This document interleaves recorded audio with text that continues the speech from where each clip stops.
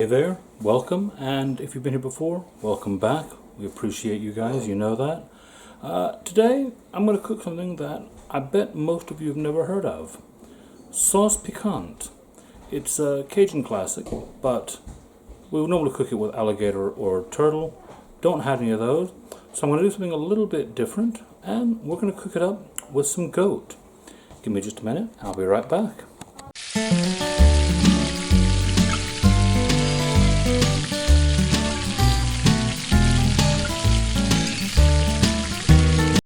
We've got here a hot pan with just a little bit of sunflower oil thrown in there. First thing we're going to do is throw in our diced goat. And we're going to let that cook off a bit.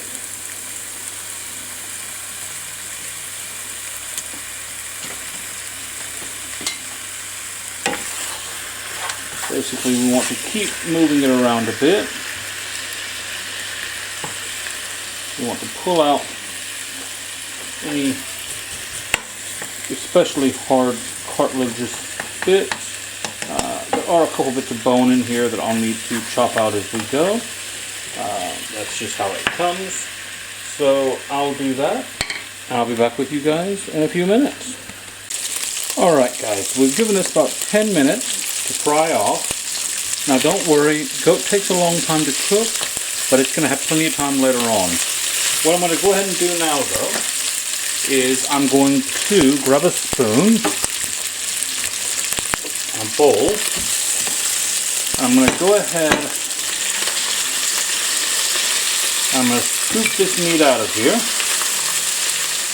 Like I said, we'll be cooking it some more later, but for now, we want to get it out of the way, and we want all of these lovely juices. Now, some of you will probably already be down in the comments asking why I didn't take the bone off the meat before I started. Why did I start cooking it and then fish meat out to take the bone off? Two reasons. First off, because as the meat cooks, it starts to loosen from the bone anyway, makes it a bit easier. And the second, because cooking the bone in here a little bit adds flavor. Now then, I'm going to go ahead and into this lovely meat juice, I'm going to throw some butter. I'm going to let that cook off a little bit. Just want to get it soft in the pan.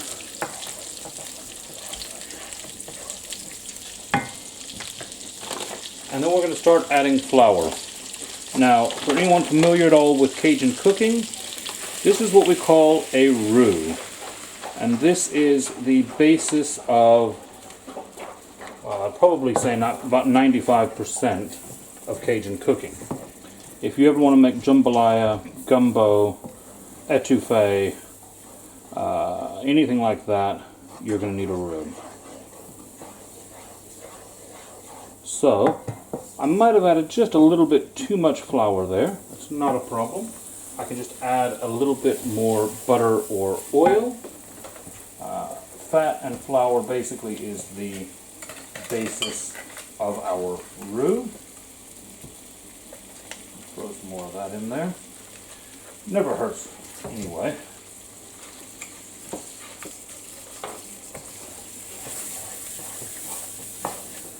Going to loosen it back down a little bit. Turn down the heat some. We were searing off the meat quite high. Now, for some things like a gumbo, you're going to want a very dark roux. You're going to want to cook this out for a long time, maybe 10-15 minutes, and let it get like a nice kind of almost burnt caramelly color. For this, we only need a light roux. Doesn't need to be anywhere near that dark. We'll give it just a minute or two to cook down,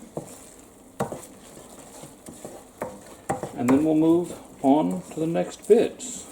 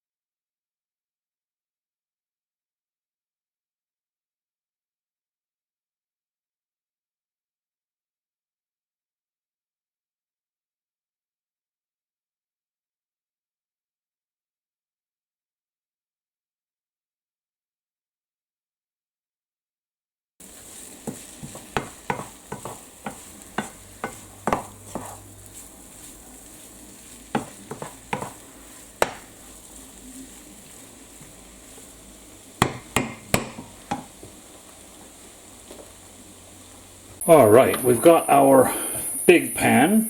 We're going to go ahead and add all that in.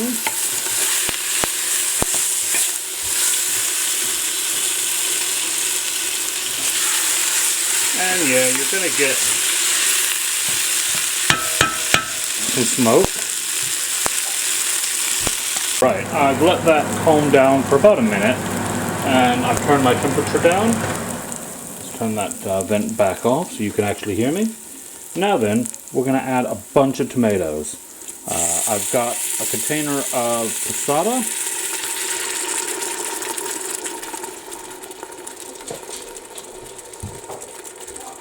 And I've got some more passata.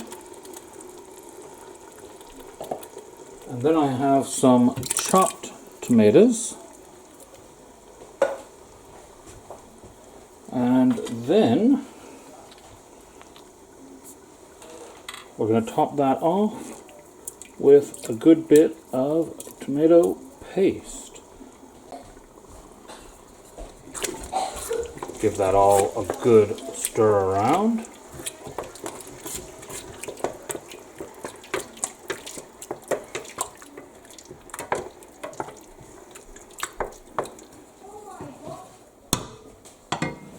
We're then going to throw some Worcestershire sauce in there.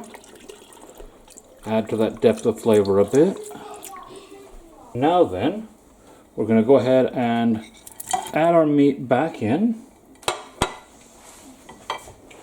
And along with the meat, we're going to go ahead and add some white wine. And this is a fairly cheap white wine, nothing too special about it. There we go. Go ahead and mix that in nicely.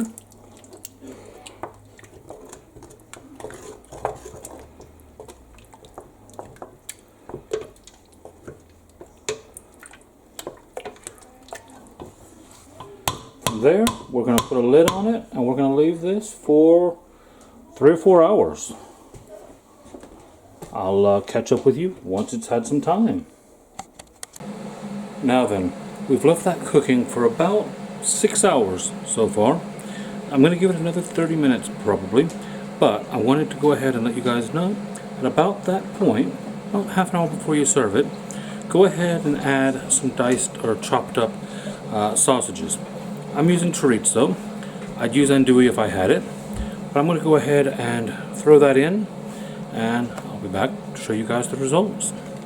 Alright, we're back, and let's see how it looks. Alright, not much to see initially, just a bunch of red, but there we go. Now that goat meat in there that would normally be quite tough is going to be beautiful and tender.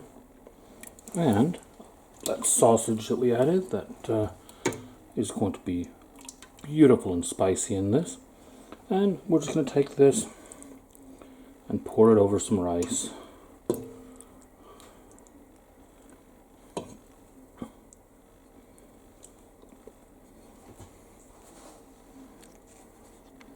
How's it look? Comment below and let me know what you think. Alright, before I head to the table with it, let's just have a try.